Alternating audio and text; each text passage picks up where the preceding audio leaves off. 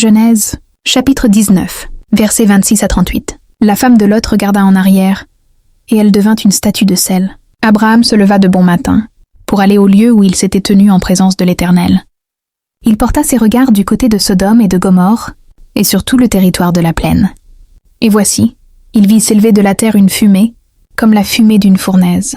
Lorsque Dieu détruisit les villes de la plaine, il se souvint d'Abraham, et il fit échapper Lot du milieu du désastre, par lequel il bouleversa les villes où Lot avait établi sa demeure. Lot quitta Tsoar pour la hauteur, et se fixa sur la montagne, avec ses 2 filles, car il craignait de rester à Tsoar. Il habita dans une caverne, lui et ses 2 filles. L'aîné dit à la plus jeune, « Notre père est vieux, et il n'y a point d'homme dans la contrée, pour venir vers nous, selon l'usage de tous les pays. Viens, faisons boire du vin à notre père, et couchons avec lui, afin que nous conservions la race de notre père. » Elles firent donc boire du vin à leur père cette nuit-là, et l'aînée alla coucher avec son père. Il ne s'aperçut ni quand elle se coucha, ni quand elle se leva.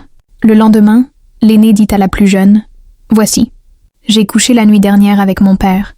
Faisons-lui boire du vin encore cette nuit, et va coucher avec lui, afin que nous conservions la race de notre père. » Elles firent boire du vin à leur père encore cette nuit-là, et la cadette alla coucher avec lui.